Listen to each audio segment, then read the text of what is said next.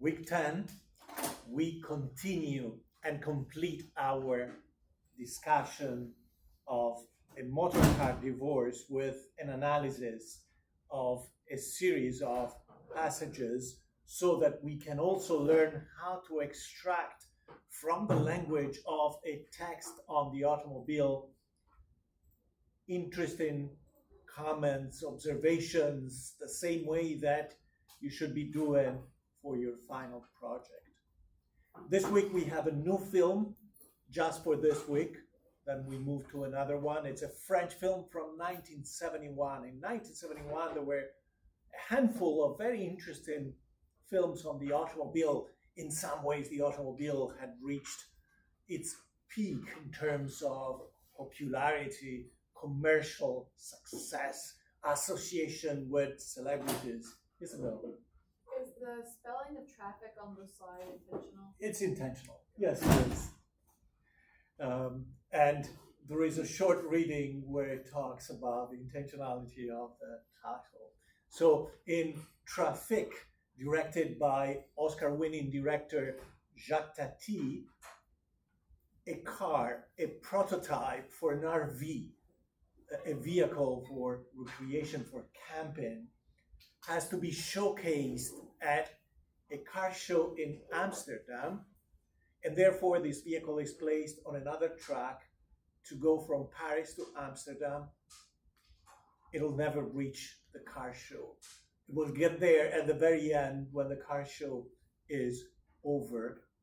And the film is not only about the troubled journey of the people who are supposed to bring this vehicle, this new vehicle, to the car show, but it's also about 20th century urban societies, communities that spend time, a lot of time in their cars. It's about the paradox of mobility, because allegedly the car is supposed to enhance and improve our mobility, but as we can see here, as you can see every day in Manhattan, people in their cars are often just waiting for the next car to move, inching forward, moving very slowly, and it is often the people who are walking who are moving more quickly through these urban landscapes. The week after that, we have another film which is at the opposite end of the spectrum of speed and mobility, Le Mans, produced and planned by Steve McQueen, which is entirely about a race, the 24-hour race of Le Mans that takes place in Le Mans even now. And that too is all about cars.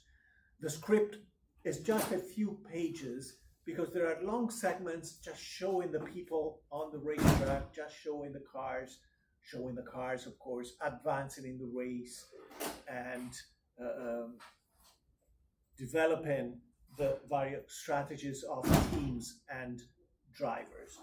Today and throughout the following week, I will be talking about the final project because now we're done with the homework assignments. I want you to focus on the final project and to have a good understanding of the criteria for the project. So little by little, I'll try to advance our understanding of the project with the help not just of demonstration in class, but also in-class activities, so that while you're trying in groups the kind of work that should be done for the final project, you can have questions for me now in the office, etc. So today's presentation is based on this page that you find linked under week 10, okay? And of course there you also find the links to the film, the links to the readings, etc. If you remember, a motor car divorce is the story of a couple, an American couple, relatively young American couple. She's 27 or so, he's in his 30s, and they live in New Jersey. He commutes to the city where he works in advertising, which was a new kind of position, a new kind of job for the period. And she gets this idea that she wants to be free, that she wants a divorce, not because things are not going well within the couple, but simply because this would mark her true social emancipation, a form of empowerment.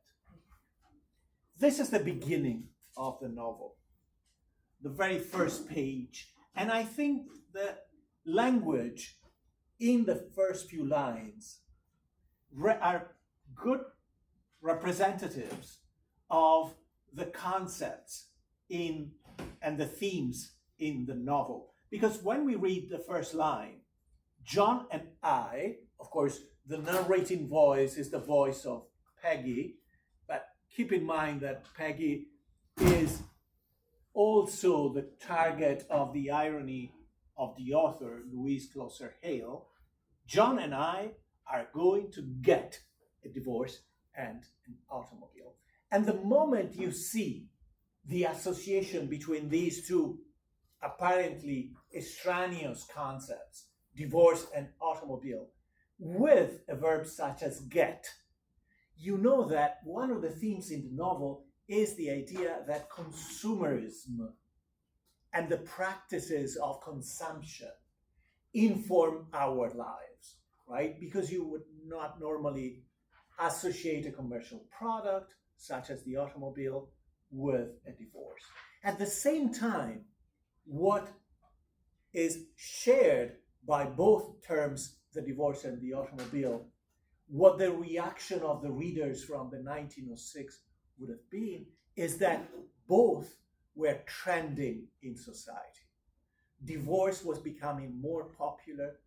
Debates on divorce were popular. In fact, Peggy herself mentions how the idea of the divorce was prompted by a discussion within her own feminist circle in New York, where she goes regularly, called the Minerva Club. And they, in that club, discussed an article which was published on the British newspaper, the Daily Mail, in the autumn of 1904, was September, if I'm not mistaken, either September or October 1904. George Meredith, a famous 19th century writer who had published most of his novels during the last part of the 19th century, George Meredith, suggested that there should be a clause in every marriage contract whereby the couple, after 10 years, can simply dissolve their relationship without any complicated social or judicial hurdles. Keep in mind that during this period, an American couple, in order to divorce, had to appear in front of the judge. Even if the divorce was by mutual agreement, they had to provide evidence to a judge that there was a reason, that there was sufficient justification for the marriage to be cancelled.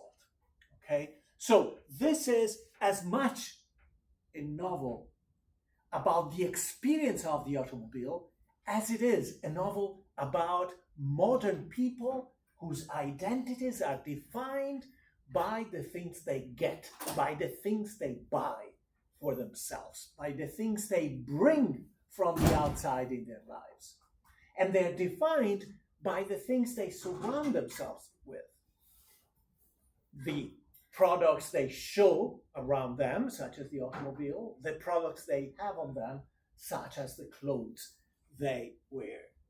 And the next paragraph, the next passage, says, I should say, an automobile and then a divorce, for the auto is to come first, but on the other hand, we would not get the machine did we not intend to get a divorce too. If you remember, the plan is for this couple to go through a trip in Italy and France, and during the trip that will last several weeks, she will collect evidence of the abusive verbal behavior that he engages in her presence, but it's all alleged. We have no proof, no evidence of that. In fact, they seem a very friendly, affectionate couple. And the anecdotal evidence she will collect on a small diary will be presented in front of a judge, and he promises that will not deny, he will support her claims. And of course, the addition of the excitement tells you that there is a model at work within the novel that is reflecting what was going on in society, that your life changes from the outside. Changes are not prompted by some internal, intrinsic journey, transformation, metamorphosis that happens within the character. Is the things that you bring into your life, especially through the experience of consumption, purchasing things, that are supposed to change you. Finally, you find in the next bullet point, in the next sentence, a reference to feminism, which needs to be unpacked because the syntax and the vocabulary are a bit cryptic in here. Peggy is saying, I wish to make myself quite clear. So he's saying, let me be clear on one thing, dear reader, that injustice may not be done to me by those who have little understanding of the new thought, ditto woman. The new thought is, in fact, feminism. And ditto in here is like saying, i.e., that is. Keep in mind that the label of new woman attached to movement or other words was the way people referred to feminism during this period. It was called the New Woman Movement.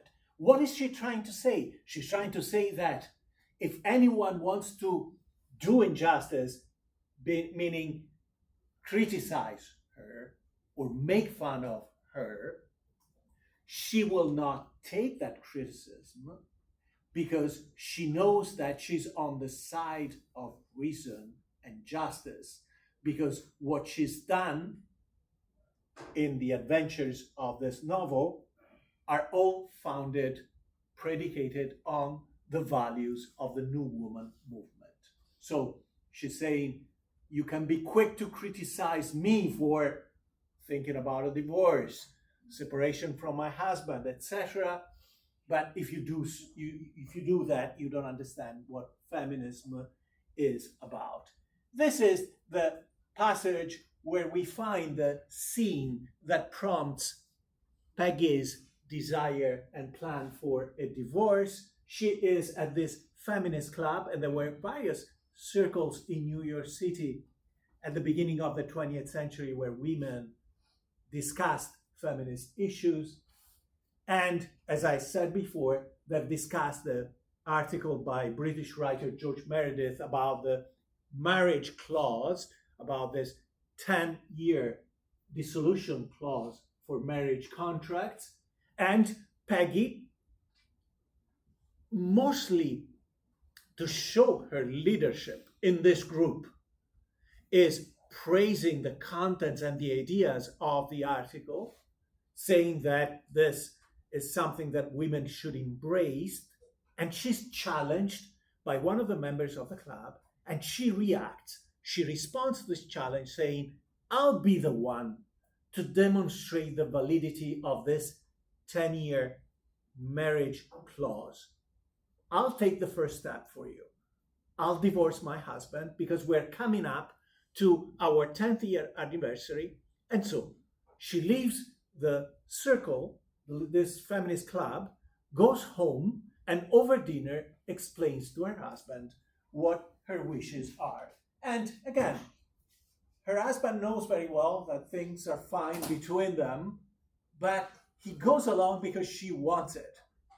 And if he said no, this would provoke a split between them. And at the same time, he's aware that she might change her mind, that this very idea of going on a trip might in fact reinforce her love.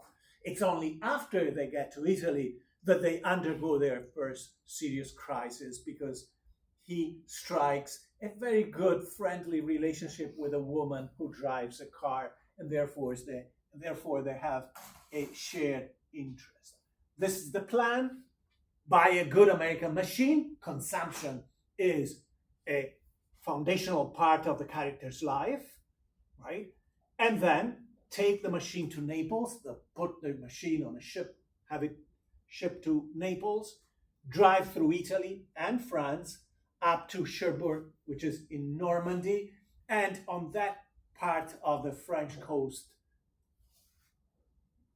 you would have found at the time several ports from Cherbourg to Le Havre, where you could get on a ship back to the United States, right? This is the other side of the plan, to keep a diary, to register the daily bickerings, to provide evidence to the judge so that the judge can confirm that their divorce is justifiable. Their separation is not the result of a whim. This is what they have to prove. Now, it gets interesting within passages such as this one, when she says the fact that we have an automobile in the context of the collection of this evidence is a bit problematic, because the judge might say automobiles influence the psyche of users.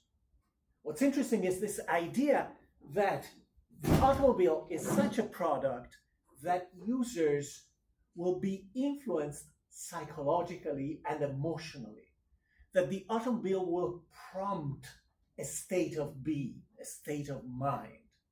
So she's saying the judge might simply reject the evidence, saying, well, you were in an automobile and you know that you're not normal on an automobile. And we all know that when a couple gets on the automobile, they don't interact with each other in a neutral way, the way they would inside their home or in other social settings. So you have this presumption, which is very interesting, that the use of this technology changes the mindset of the user, which is something, of course, that happens with many of our devices, and we could say a lot about the psychological influences in the use of the smartphone, for example, but it was a new kind of consideration in 1906 for a 1906 novel. And she makes an example. They go with another couple, they go for an automobile ride. They go to Greenwich, Connecticut with the Haverleys, and during the trip, they get into a fight because the woman who's not driving wants to sound the horn of the car so that people can come out or turn their head and see them go by on an automobile. She wants to be seen. She wants to sport this new purchase of the automobile. And he gets mad because he thinks it's kind of a cheap trick to attract the attention of people. However, once the trip is over and they get out of the automobile, the Haverleys are now perfectly in love, right? There is no reason for them to fight. And this is considered an example of how the automobile changes your attitude. What's interesting in terms of this being a narrative about consumption in modern culture and society is that this is one of the first examples where you have a novel telling you not only that the characters are purchasing an item, but going through pages and pages with the story of how they came to purchase a specific automobile. And I'll show you what automobile they buy. It's a real automobile. So, for example, in here, they think about how to pick the automobile among the many that were available at that time. One plan would be to get the cheapest car. One would be to get the most expensive. Those are the obvious plans, but they cannot afford the most expensive car. They're a middle to upper class couple. And They cannot get the cheapest car. But look at the motivation for the failure of this plan. The cheapest car cannot be had because their own public identity will be impacted negatively. And we can understand that, right? You don't want to be seen with something cheap and ugly. More importantly, there is a suggestion in here that their own psychological strength would be affected by being seen in an automobile that is cheap and ugly. So first, the obvious statement, the cheapest as such ugly lines, the design of the car is important. I could never have gone about it in any degree of comfort. I'm uncomfortable in public being seen on something that is not elegant. Riding in a good-looking car, that's the philosophical part that is interesting, is just like wearing good clothes. The consciousness of having on or being in something elegant, the clothes are just a metaphor in here, gives one the courage to drive good bargains without losing one's self-respect. And that is a lot in Europe. What is she trying to say? She's trying to say that during a trip to Europe, you want to buy stuff. And Europe being Europe, in a country such as Italy especially, you want to drive a bargain. You want to convince the seller to give you a better price. But if you have cheap and ugly clothes, then everyone will just think that you're a cheapskate. They are trying to bargain the price down simply because you don't have the money. Whereas if people see you in elegant clothes and think you are an influential member of society, or a member of the upper classes, then they will not think any less of you if they see you trying to get a better price. This is the car they get. We know from a number of details. In fact, the first one is that she mentions the motto of the marketing campaign by this car called Northern, silent as the stars. Of course, this car was not as quiet as the electric car of the period. It's still a car with an internal combustion engine, but their claim is that this car is almost silent, right? And you see here two examples of their bigger vehicles, right? With, of course, texts. The ads during this period had lots of texts. The car itself she's referring to is from 1905. So you can also place the narrative. She talks about the character. She talks about an article that came out in September 1904. They buy a car that came out at the beginning of 1905. So this is where the trip to Italy should be placed somewhere in the spring of 1905. Of course, these are not exactly the model that they bought, because you can see in one of the illustrations, even though it's not explicitly indicated, in an illustration from Chambéry, in a region between France and Italy, there is a runabout. This is the name of this model, and this category of smaller cars, and this is probably the two of them. And this is the car in here. You can recognize it from the dimension of the fenders, the distance between the fenders and the wheel. So this is the silent Northern that they buy, the two-seater, not the bigger vehicle. And of course, this is also less expensive in here. From these are all taken from American magazines from the period, is listed at 1600. And once again, even here, they repeat the motto. This was the key phrase for their campaign, silent as the stars. It was considered a reliable and good quality car at that period. And this is the process. The process she uses to pick the car is the following. I took the book away from him. The book is a catalog with different cars. So she takes this catalog from her husband, John, prayed for a sign, shut my eyes, turned 2 pages, describe a circle with my finger, put it down on the page, open my eyes, and silent as the stars blink into my face, and they decide to do that. What is this practice? What is that they do? Where do you find a similar kind of practice? Because this is not just a random game they do with a catalog.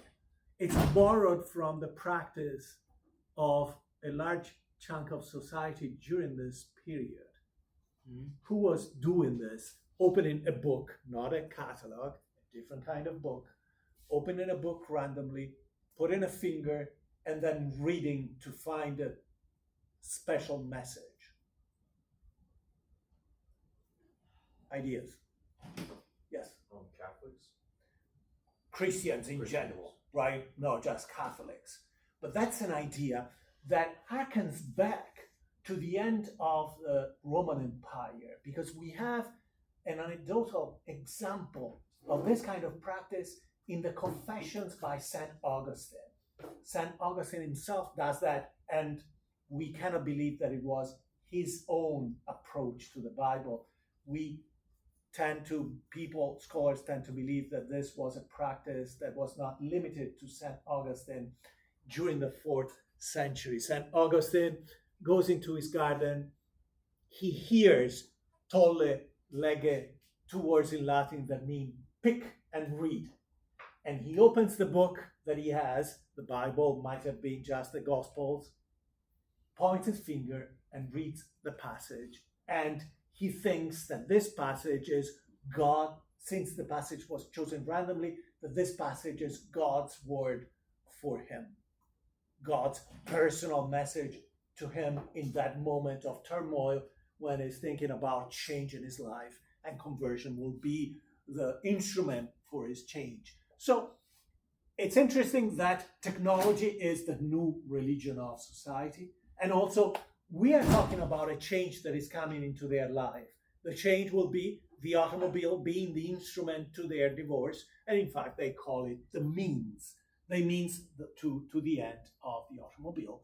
And in fact, once they pick the car, she knows that they're on their way to getting divorced, and so there is a different kind of excitement. But once again, the next morning she goes out shopping.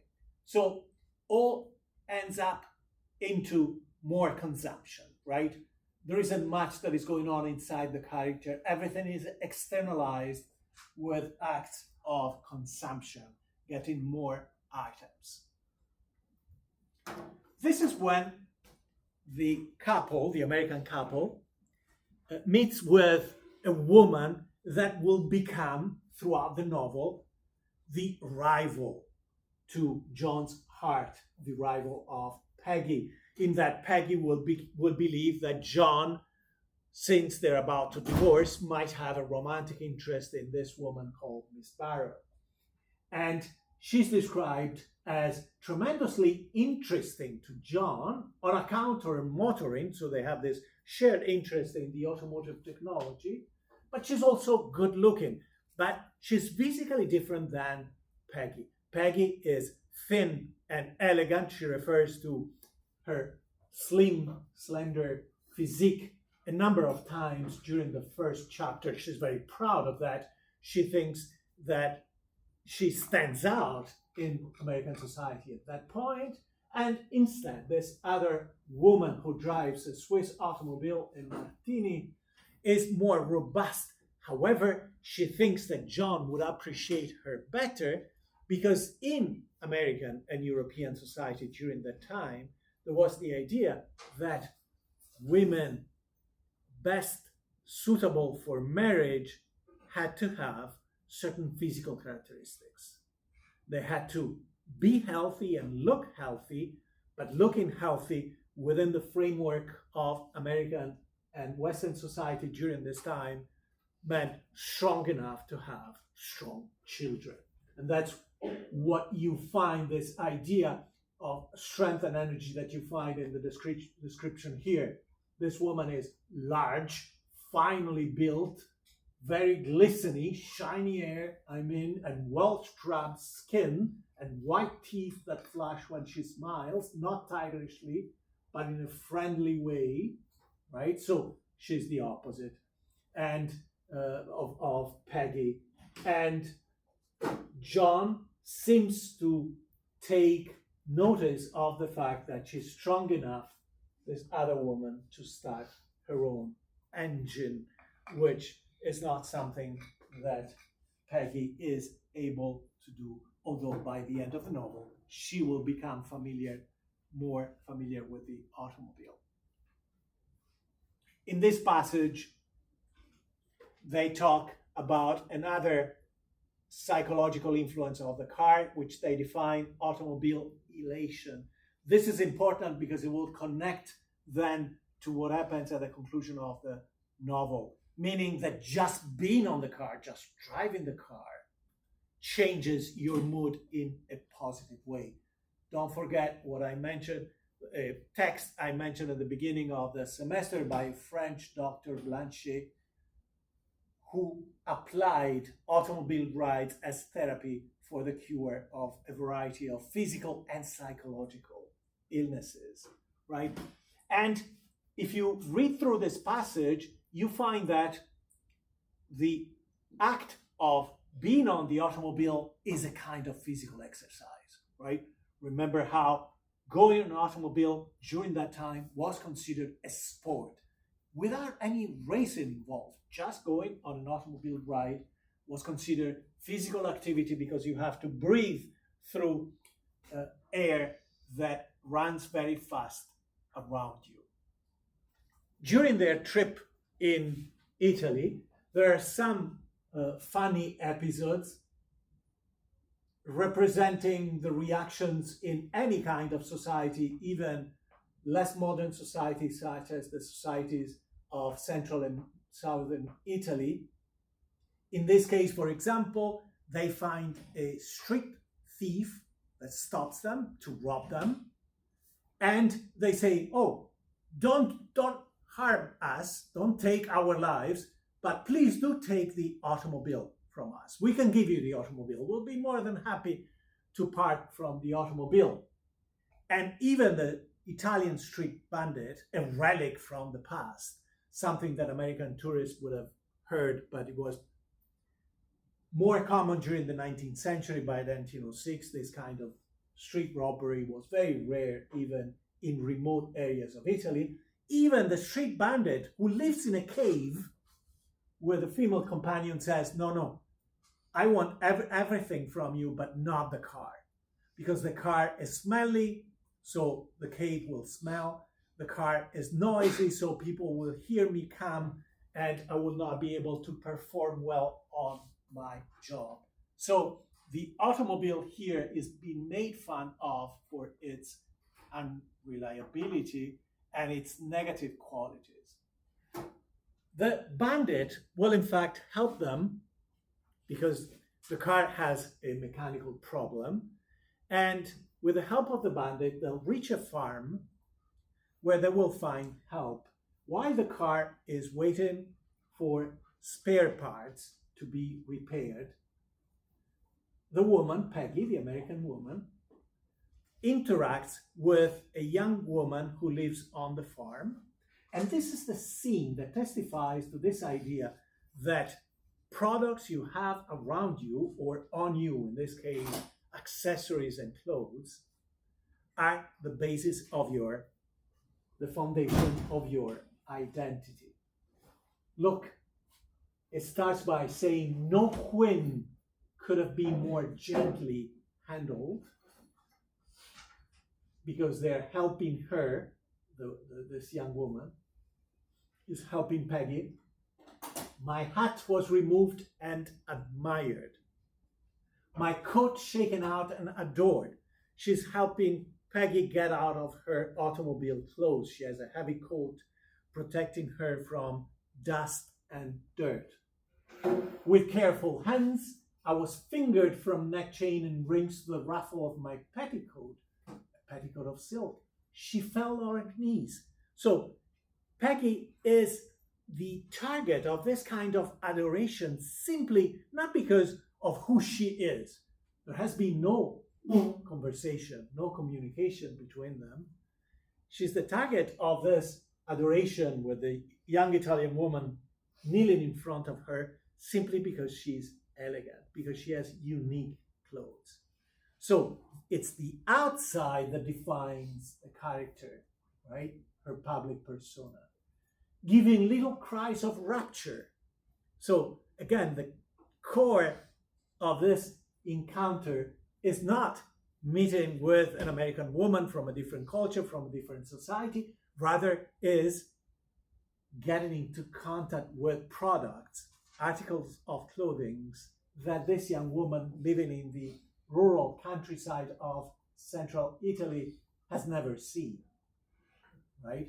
And of course, the accessories as well. And by the end, before the end of the episode, Peggy will donate one of her petticoats, one of her skirts, something she has on, to this woman.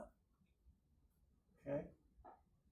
In here, they're talking to the car, but I'll move more quickly to get to the conclusion of my presentation and then go on to the discussion of the final project. In here, they're talking about the difference between traveling by train and traveling with a car. By train, they're saying you don't get to interact during the trip with other people. We're inside the train, the landscape is going by very quickly. The car is slower than the train during this period. However, it's an open-top car, as you've seen earlier, and it allows for any kind of interaction with the people nearby. The people admire the car. They get out of the fields, for example. Men and women of the fields run pell-mell. They rush to see the car. And we have anecdotal evidence of similar episodes in Italy, for example, in the works of Carlo Placci, the author of a 1908 book called In Automobile. And he went through southern Italy with an American friend, Bernard Berenson, and they described these kinds of reaction. And then everyone in the community is listed here being interested in the car. Their attention is taken by the car. Little boys, old women, old men, and look at the ethnic description. Old men, rings in their ears. They're turning Italians into very ethnic, these Italian peasants into very ethnic folkloric characters. Rings in men's ears were not at all common in southern Italy in 1906. Right? They want to see the belli automobili, the beautiful automobiles. And she feels admired. So there is an equation here. The more I buy, the more I spend on things that are unique, and I surround myself with products that are rare, that people crave for, and the more I will be admired, right? It's the economy of attention that drives the market even now, right? Will people take note of me? I will spend a few words about the last part of the novel. The couple gets to Turin, and Turin is representatives of modernity. Turin was a pioneer center for the automotive industry in 1906 in Italy. There were dozens of small companies, small and big. Fiat was one of them already. And when they come here, it's like an anthropological exploration of the world of the future. How will it be? How will the future be surrounded by cars? And notice, of course, that cars are compared to animals, defined with a metaphor of great beasts, but simply to suggest that the new natural ecosystem of man, of humans, will be inhabited by a lot of these technologies. Initially, they cannot find a place in a garage. They need to work on the car before continuing, and they want the car to be protected from the elements, but the garages in Turin are full because there is a race, a mountain race, a hill climb where the cars will drive out of Turin and then climb the Alps. And this is, in fact, a race that took place during those years. So we must assume that even this detail in the story happened during the actual trip that the author, Louise, took with her husband, Walter, in Italy in 1905. Bless you. So the way they get into the garage is that they show one of the mechanics their American car. And so the mechanic who had said, we don't have any room for you, says, oh, I want to see this American car. I want this American car in my garage because this way I'll be able to study its engine and its technology. Okay? But this is where you see the beginning of Peggy's transformation. Because for the first time, Peggy, who initially had thought of going shopping in Turin, of course, Turin was a big city, plenty of stores to this day, she decides to renounce on shopping to spend time in the garage. She says, I think I'll go to the garage instead. And this is when John says the motor bin is in your eye, meaning the sparkle, the interest, the flame of attraction for the automobile.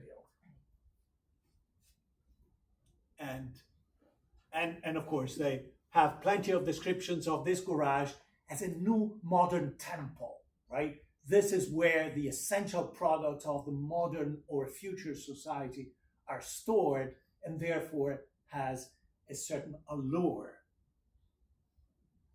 And finally, the last part that I want to quickly comment on, and I want to direct your attention on this passage, which is essential to the understanding of the whole novel and the arc of the character of Peggy, is the conclusion. The characters are in France. At this point, the reader knows that all the thinking by Peggy that John might leave her when the divorce takes place to go with the other woman, the woman driver, are founded on misunderstandings. That there was no romantic interest by John for this other woman. Yet, things are not resolved between Peggy and John. They're still arguing. They're still trying to find a different kind of balance in their relationship. They stop the car in France. They're on their way to Paris. They're only a few hours from Paris. They visited places such as Lyon to give you an idea of the geography of the place. You can travel from Lyon to Paris with a modern train in a couple of hours.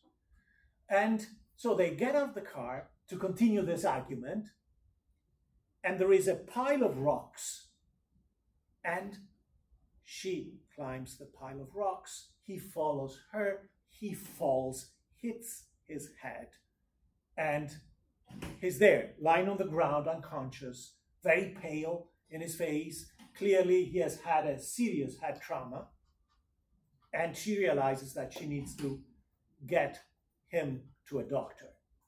She leaves him there because she knows that it's not advisable to move someone who had suffered a trauma, but her plan is to get on the car, drive the car to a hospital, get a doctor, and drive the doctor back to John so that John can receive the medical attention he desperately needs. And at this point, she thinks he might be dying, right? He's hit the head strongly, violently enough that there might be internal bleeding, etc. And she has to drive the car by herself with little or no experience. And this is where the experience of the technology driving by herself becomes empowering for Peggy in many different ways. It's not just that she's driving, right? That would be pedantic, would be too simple. Okay, she can drive, she realizes that she has observed all the actions, all the steps to drive a car, and she can do it. Fine, but not so relevant. There is much more to it. the first few passages in here are first the idea that she can use the engine, the car, right?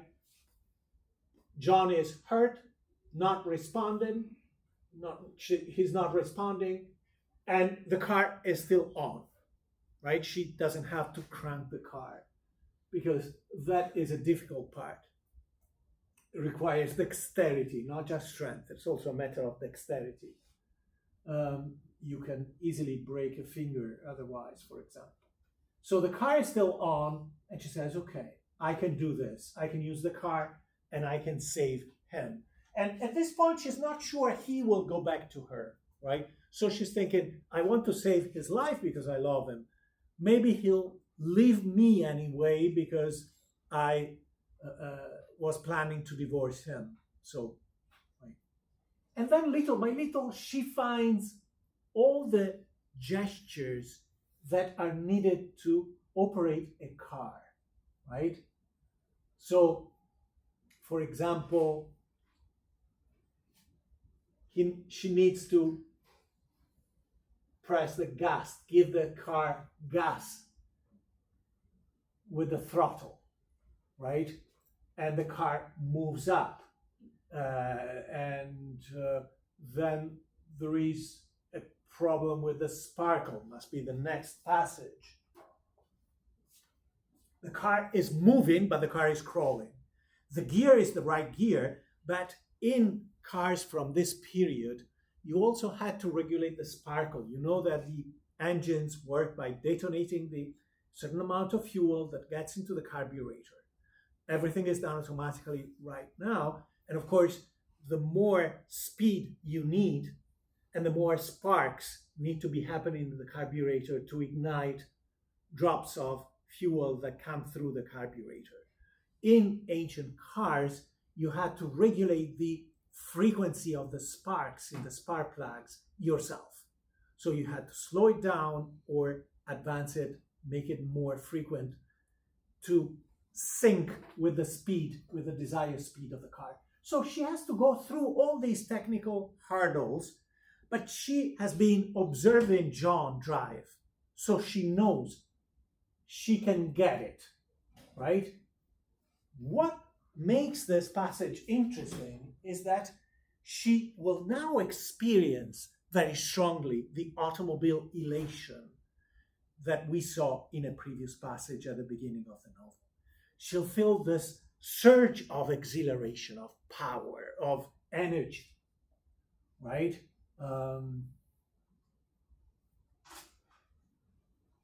This is still about the spark advancing or retarding the spark plugs. She drives by a gendarme, a French cop who says she's going too fast. She's worried about John, who might be dying. And she says, stop. No, I won't stop. If she stops, she wants to stop at a hospital. If she stops, she'll have to explain she needs a doctor, but her French is not strong at all. She's not fluent in French at all. But look here at the physical symptoms. There, I laughed again. So she just said that John might be dying. This is a very dramatic situation, yet the car is taken over her psyche and provoking a strong positive reaction. Because for the first time, she's driving by herself. This powerful machine is under her control to an extent, right? Because in order to stop them, they will have to rope her in. They will have to stop the car with ropes when she comes by the hospital. At that point, they know she's going through the villages. I laughed again. How horrible, right? So she's saying, I'm experiencing this drama. My husband might be dying, and even if he survives, he might divorce me because I suggested the divorce for us. And at the same time, I'm laughing, I'm exhilarated, I'm empowered, I'm feeling this surge of energy, of positive energy. Evan, help me. Yes, I'm enjoying it. Oh God, don't let John die to punish me for this. So she realizes, this is the interesting and the proto-feminist part of the story. She realizes that conventional norms, the norms of religion, social morality, dictate that if your husband is seriously ill, you should be, as his wife, you should be sad. You cannot separate your existence and your being, your feelings, your emotions from your husband. And that's instead where she finds her independence, in accepting the positive feelings that come from driving because they belong to her. They don't take anything out from her husband. And her husband doesn't need to know because she understands, she realizes that she has a life, even in marriage, outside of what her husband feels or knows about her. So this is a subtle but powerful step in the direction of modern feminism. This idea that she can do something that appears to be in violation of codified social norms, even though this thing is simply to feel the exhilaration from the first time you drive a car. And she thinks that God might punish her, right? That this is not appropriate to the higher level of the universe, that God will punish her by killing her husband because she's not doing something proper. But again, I can't help feeling sort of drunk. She has this inebriation from the speed. It isn't happiness, it's power, right? She feels this empowerment at a time when a traditional wife is supposed to behave differently. And that's when she turns into a modern wife. And of course, he will be taken to the hospital. Eventually, he will recover. She stays by his side. Eventually, he regains consciousness.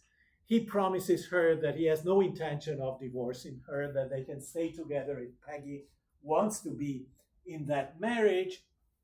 And then he himself says, now that you've run a car alone, meaning now that you also have a life of your own, perhaps you'll understand how a man can be such a blind ass as I've been. Meaning, I myself, says John, was taken by the experience of the car and I neglected you. I didn't pay enough attention to you. And that's why you, Peggy, thought that I was going to really leave you, divorce you, and enter into another relationship. This was the conclusion of my discussion. And now I'll go back to the page on the final project. And I'll show you a few of the sections in this page. My suggestion is that you take time to go through the page, which is rich in content, meaning that you take time to absorb the information in here, and then I'll suggest an activity for today that we can do in groups. Of course, as every other page, you find in here a table of content that allows you to go to the various sections. For example, you find a description of the focal points of the project, but more importantly, let me put this full screen.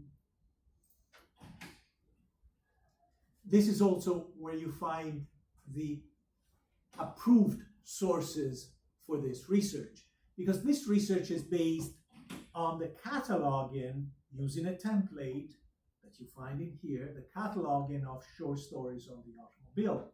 But we're not looking for short stories on the automobile going to google.com and finding any story, right? We would find any number of stories.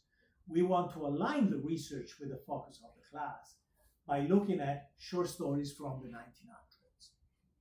And although there are many publications, many sources, I've listed some here.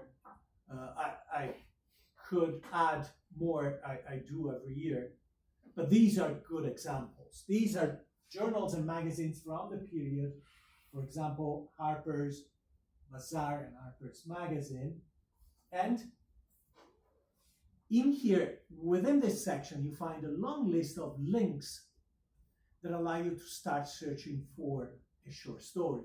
So if you're looking for a story inside Harper's Magazine, but again, You have Life, you have Menzies, you have Scribner, you have Cosmopolitan. There are many different examples, but let's take this. You go to this one of these repositories. Of course, even Google has Harper's Magazine. The only problem with Google is that depending on the day, depending on the customer, Google might say, I only have this issue of Harper's Magazine, when in fact they have all of them. Or they might say, I don't have it, right? Simply because their primary concern is that someone might steal their collection. So that's why I'm using Havi, which is a digital archive created by a consortium of universities. Of course, Stony Brook is not part of the consortium, but we still have, even as a user who accesses this site, you still have access to most of the collections. And in here, the cataloging is systematic. So you go to the title, Harper's Magazine, and when you scroll down, you see that they have virtually every issue from 1856 on, and most of them are in full view. Of course, we're looking for short stories of the automobile, so my suggestion is chronologically to focus on the period from 1906 on, right? Because it's around 1906, 1907 that cars became a popular product. And by 1907, productions moved from thousands of cars per year per nation into tens or hundreds of thousands of cars per year, depending on the country, right? And this popularity of the car as a commercial product was accompanied by an explosion of stories and silent films about the automobile. So how do you find a short story? In here, you have to spend a little time on the collections. And it's also a matter of luck to a degree, right? So let's say I click on volume 119 from 1909. Once I click on full view, it loads, and you see that this is a collection of several issues of this magazine, right? This is more than 1,000 pages. Now, there are different ways to proceed from here. I could just look at the tables of contents.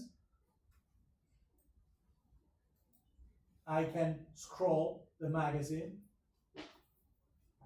looking at the titles and illustrations, or I can use the search box, right?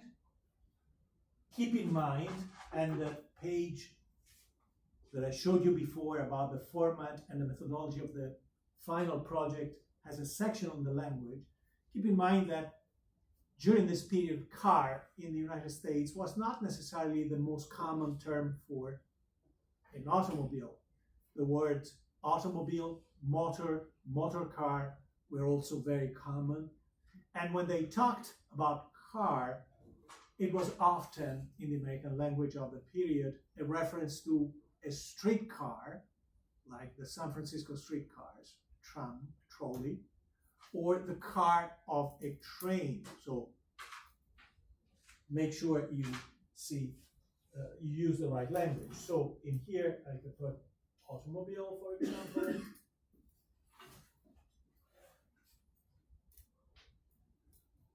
And my suggestion is that you check open results in new tab, because otherwise the results will appear just on the sidebar and will not really be usable. You will not see enough of the context. So if I put automobile in here, I can see the references in the 1909 issues of Harper's Magazine. Well, when it loads. There it is. There are not too many, although I should also search for car and motor car. And then I can look at this and see if it is anything that might be suggestive of a story about the car, right? And then I can open any of these. This is completely random, so I don't know. I have looked at these myself. Let's open this, for example, and see where it takes us. Right? So this seems to be a short story, right? The apple tree cottage. But then the next step would be, is it a story on the automobile that I can use on the project? And I don't need to read the whole story. I can just glance at the content.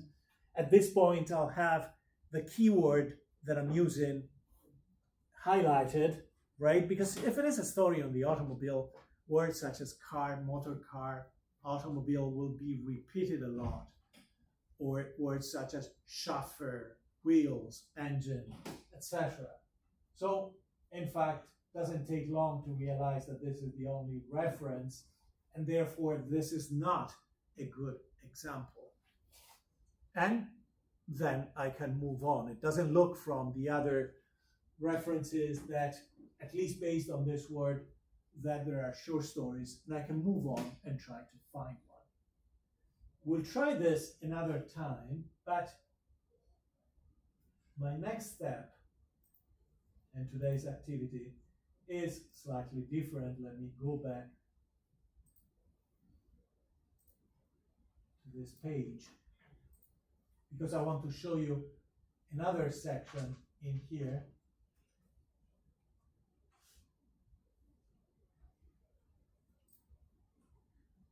And that section is called Examples.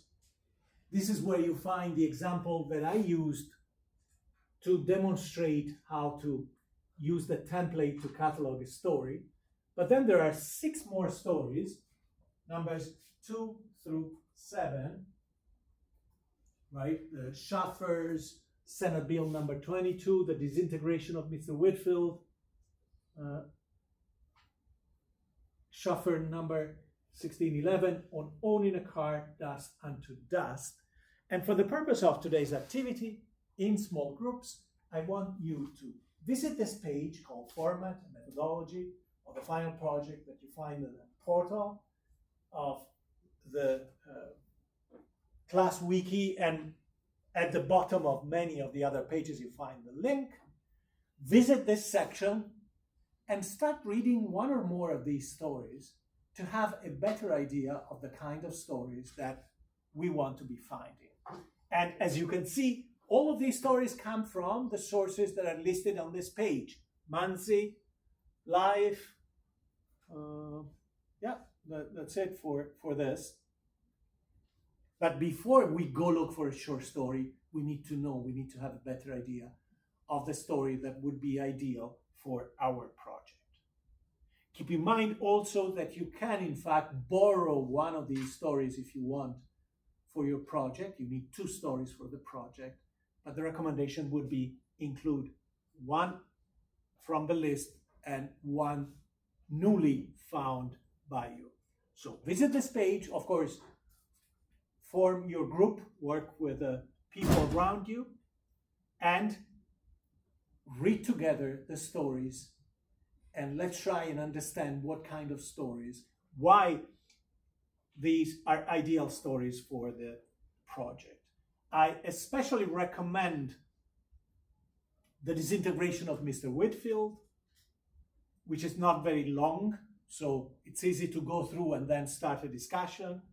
The same on owning a car is another story that is very poignant and doesn't take long, and Dust unto Dust, whereas the first 2 stories are much longer, would take too much time, and we only have about 15 minutes, okay?